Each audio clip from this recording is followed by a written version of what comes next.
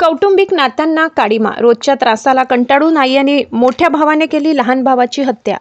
दारूच्या नशेत वृद्ध आईला मारहाण करायचा. अखेर पुण्यातून आलेल्या भावाने आणि आईने लोखंडी रॉडने संपवले. जालना हादरले. घरगुती वादातून आई आणि भावाने मिळून सख्ख्या भावाला संपविले. मारहाणीचा व्हिडिओ सोशल मीडियावर व्हायरल.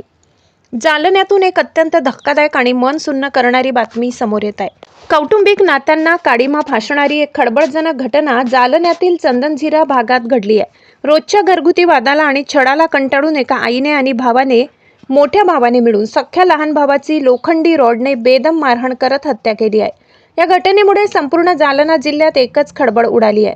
मिळालेल्या प्राथमिक माहितीनुसार प्रकाश भगवान शिंदे वय अंदाजे 41 वर्ष, राहणार चंदनझिरा असे मृत व्यक्तीचे नाव आहे.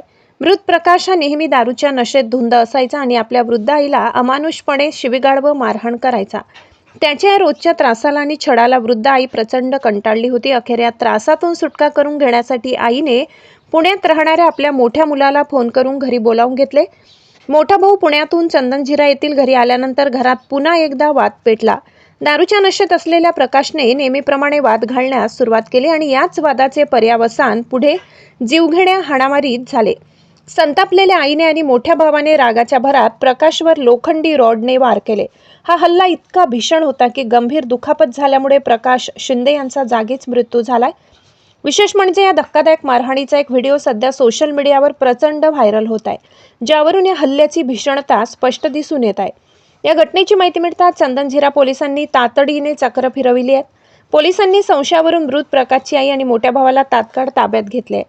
सध्या चंदनझिरा पोलीस ठाण्यात गुन्हा दाखल करण्याची प्रक्रिया वेगाने सुरू आहे. कौटुंबिक नात्यांचा अंत करणाऱ्या या भीषण हत्याकांडामुळे परिसरात मात्र कमालीची शांतता आणि दहशतीचे वातावरण आहे. पोलीस या प्रकरणाचा पुढील तपास करत आहेत.